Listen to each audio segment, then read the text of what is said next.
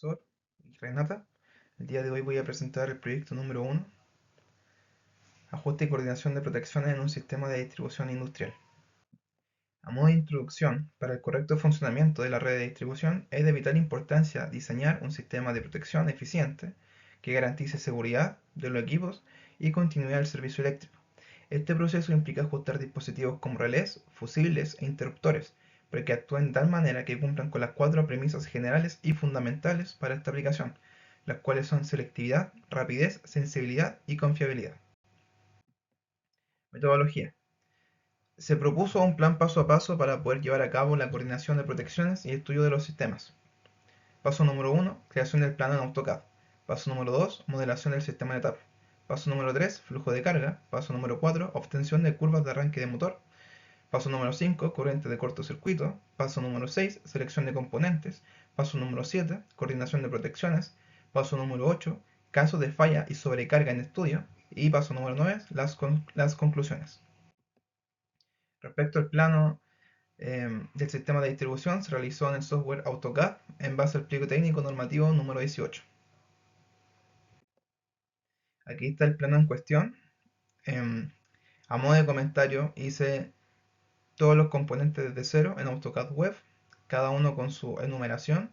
También en el caso de los transformadores, por ejemplo, le puse el tipo de conexionado, estrella aterrizado delta o delta estrella aterrizado, con su respectiva potencia nominal y sus valores de voltaje también.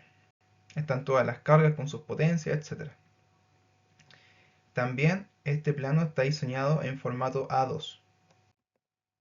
Relación a la modelación en ETAP, se realizó el circuito en ETAP para posteriormente realizar pruebas de flujo de carga y de cortocircuito. Esto para obtener datos relevantes como lo son las corrientes nominales del sistema y también las corrientes máximas de falla. También a modo de comentario se agregaron barras en los cables asociados a motores y cargas, esto para poder observar el comportamiento del voltaje al realizar cada falla en la línea de las cargas. También para la selección de transformadores se tomó en cuenta el tipo de conexionado y el tipo de refrigeración. Ahora bien, en relación al flujo de carga, como mencioné anteriormente, esta prueba nos va a permitir conocer las corrientes nominales que pasan por cada componente de cada rama, de cada protección, y también las tensiones y los ángulos en las barras. Por otro lado, respecto al arranque de motores, se realizó un arranque de motor secuencial, esto para evitar una acumulación o una sobrecorriente al juntar la intersección de cada arranque de motor. Esto nos va a permitir generar una coordinación de las protecciones que sea eficiente, segura y que garantice la continuidad del servicio eléctrico y que no se accionen protecciones indebidas o que no queremos que se accionen.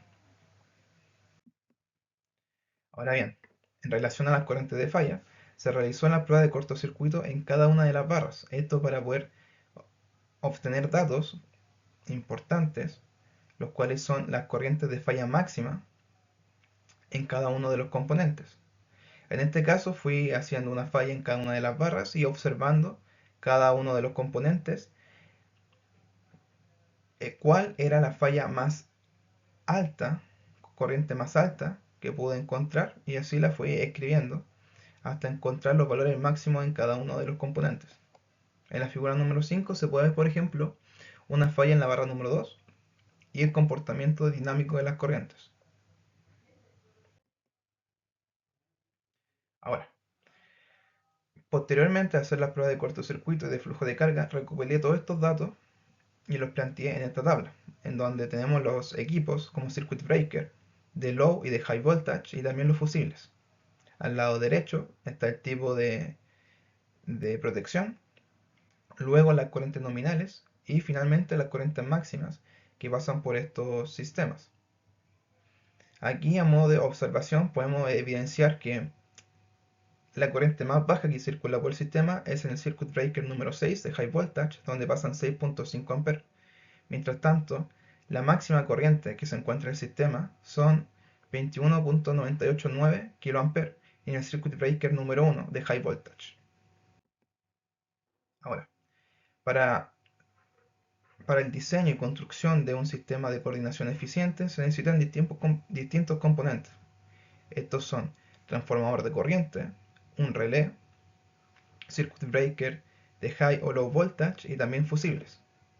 En relación al transformador de corriente, para obtener su ratio se toma la corriente máxima obtenida sobre el transformador correspondiente, el cual se extrae de la tabla número 1, que mencioné anteriormente. Posteriormente se divide entre 20 y se obtiene el valor para el primario, el cual debe ser normalizado. Por otro lado, el secundario se considera con una corriente de 5 amperes como un valor estándar. También, para estaciones de potencia, los valores normalizados van de 100 a 4000 amperes.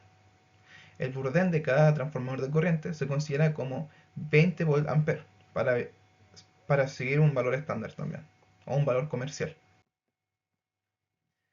En relación a los relés 50-51, se seleccionaron los relés adecuados para cada situación. Para ello se seleccionó mediante la librería de filtrando por su marca, su función y el tipo de protección, ya sea motor, transformador o también cargas.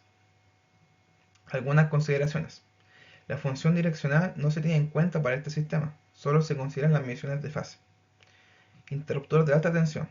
Para la selección de los interruptores de alta tensión también se realizó mediante librerías. Por comodidad se eligió el estándar IEC, ya que aquí se encontraban los equipos que eran más cómodos para mi sistema.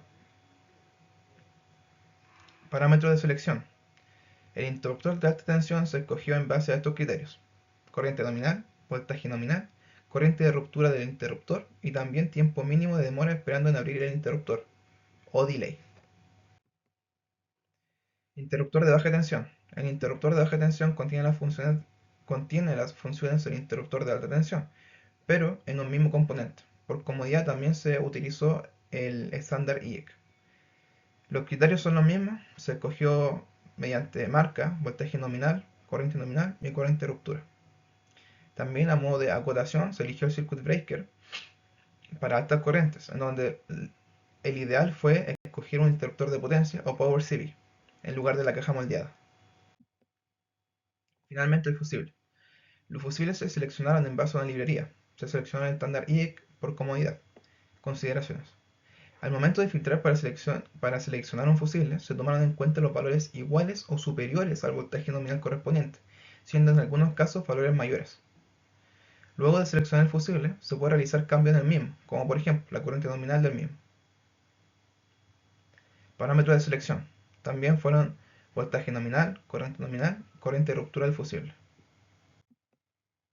Ahora bien, en relación a la coordinación de protecciones, es de vital importancia que cada curva mantenga un espaciamiento temporal y también no se pasen de valores límites, como lo son corriente de arranque de motor o corriente de daño al cable.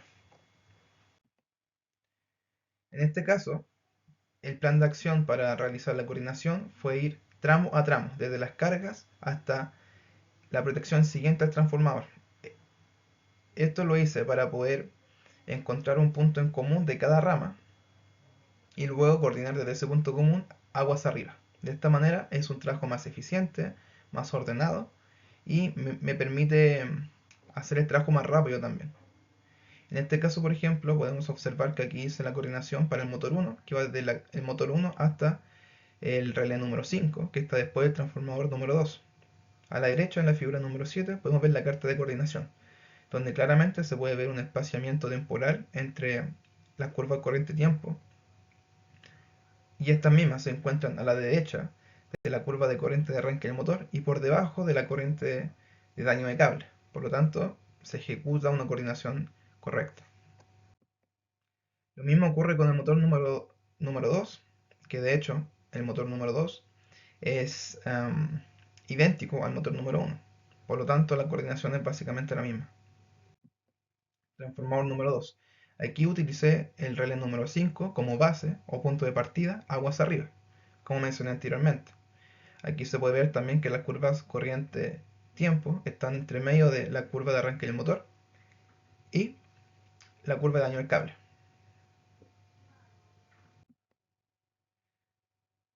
Aquí está la carga número 1 con la misma lógica. Todas tienen que estar por debajo de la curva de daño del cable para que no se queme el cable antes de activarse la protección, perdón. Transformador número 3, la misma lógica. En este caso, claramente, como también pasó con el transformador número 2, Todas las corrientes tienen que estar por sobre la corriente INRACH del transformador. Motor número 3, la misma lógica. Transformador número 4, transformador número 1. Aquí también se puede observar que está sobre la corriente INRACH, por debajo de la corriente nominal del transformador. Y existe un espaciamiento temporal entre todas las curvas tiempo-corriente. Y este es el punto que quería llegar. Posteriormente de hacer toda la coordinación tramo a tramo, finalmente hizo la coordinación por rama. De esta manera se puede ver más claramente la coordinación, el espaciamiento temporal y la limitancia de corriente. En este caso, todas las protecciones se encuentran después y a la derecha de la corriente de arranque del motor, por sobre la corriente INRACH del transformador 1 y 2, por debajo de la corriente de daño de cable y por debajo de la corriente de los transformadores. Esto permitiendo que no exista una incongruencia en las protecciones, también que se protejan los transformadores y que exista una secuencia de protección. La rama número 2 es prácticamente idéntica debido a que los motores son iguales y siguen la misma trayectoria o ruta de la corriente. Rama número 3, aquí también podemos evidenciar un espaciamiento temporal correcto por sobre la corriente INRACH de los transformadores, por debajo de la corriente del transformador y también por debajo de la corriente de daño del cable. Esto nos va a permitir que exista una correcta coordinación. Ahora, rama número 4, el motor 3. Aquí también, como mencioné anteriormente, todas las señales están a la derecha de la curva de arranque del motor, por sobre la corriente INRACH del transformador 1 y 4, por debajo de la corriente de daño del cable y también del transformador número 4 y número 1. Esto nos va a permitir, como he mencionado muchas veces ya, que las protecciones protejan, para la redundancia, a los transformadores, al motor y a todos los sistemas que estén conectados a este. Aquí se puede evidenciar en la figura número 30 la carta de coordinación en su totalidad, con todos los componentes de protección, con todas las cargas. A grandes rasgos no se va a entender mucho, pero se puede identificar que todas las curvas están por sobre la corriente INRACH de los transformadores, a la derecha de las curvas de arranque de motor, por debajo de la corriente de los transformadores y por debajo de la curva de daño del cable. Por lo tanto, es una carta de coordinación eficiente que cumple con la normativa, que tiene un espaciamiento temporal adecuado y secuencial. Ahora bien, respecto a los casos en estudio, son tres. Falla trifásica en el conductor del motor número 1. A la izquierda podemos ver en qué parte realiza la falla, que en este caso es en la línea del motor número 1, y a la derecha la secuencia de las protecciones en respuesta a la falla.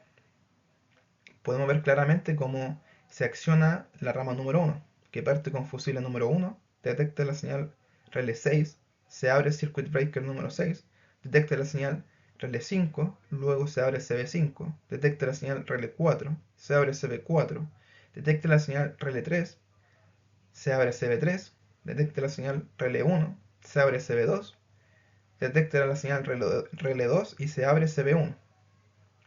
El CB1 no se ve por temas de espacio y de la captura de la pantalla de la secuencia de las protecciones, que no lo puede mostrar. Pero ahí está.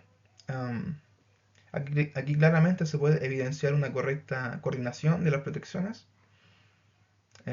y eficiente en relación al tiempo, ya que el espaciamiento temporal es muy pequeño, o sea que también es rápido. La falla trifásica en conductor del motor número 3. Aquí también en la figura 33 se puede evidenciar la falla en la línea del motor 3. Y a la derecha, en la figura número 34, se puede ver la, la correcta coordinación de las protecciones, donde salta fusible 3, se activa CB13, se activa CB12, detecta la señal relé 9, se abre CB11, detecta la señal relé 3, se abre CB3, detecta la señal relé 1, se abre CB2, detecta la señal relé 2 y se abre CB1. Aquí hacer una acotación es que el momento que estaba haciendo la construcción de este sistema de distribución, se me olvidó borrar algunos relés que puse de más, Por lo tanto, el primer relé que está al lado del CEN es el relé 2, pero el funcionamiento es correcto. Bueno, aquí se puede evidenciar nuevamente una correcta coordinación y eficiente un, con un espaciamiento temporal correcto también, porque es rápido y es eficaz. También una falla trifásica en conductor barra número 2. En este caso realicé la falla y a la derecha se puede evidenciar también el correcto funcionamiento, en donde se activa CB3, detecta relé 1, se abre CB2, lee la señal relé 2 y se abre CB1. Respecto a esto, el accionamiento número 7, como está aguas abajo, no está energizado el sistema.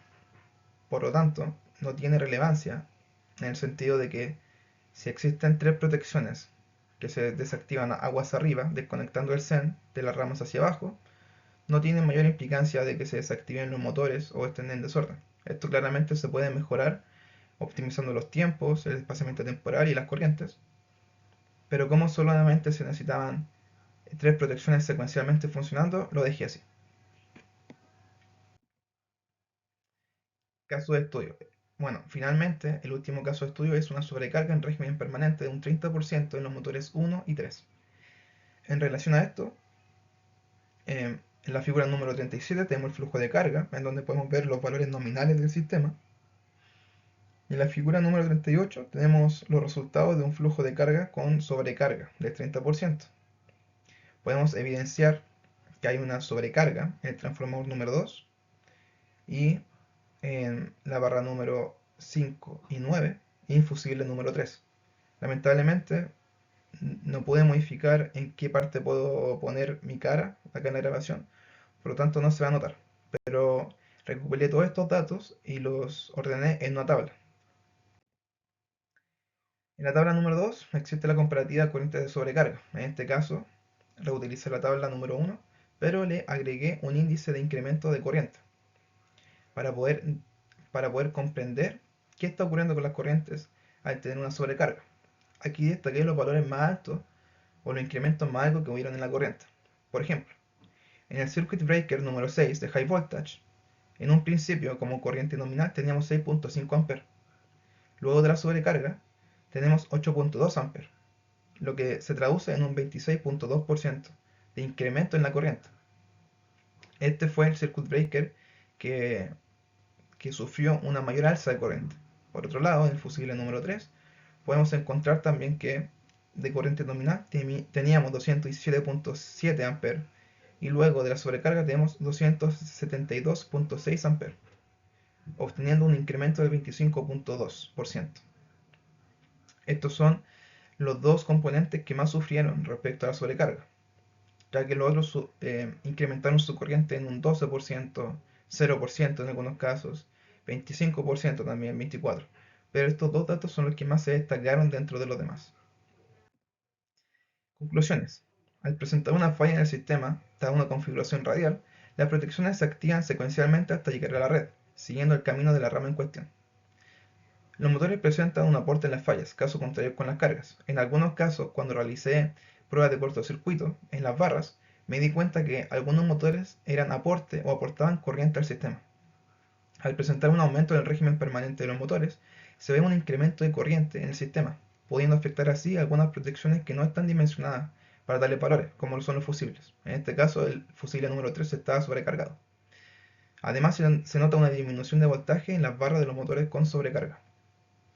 Finalmente, los ajustes permitieron tolerar corrientes transitorias, como las de inrush de los transformadores y partidas de motores, garantizando continuidad operativa sin activaciones inesperadas o erróneas. Finalmente, aquí tengo las referencias que utilicé y esa sería la presentación del día de hoy.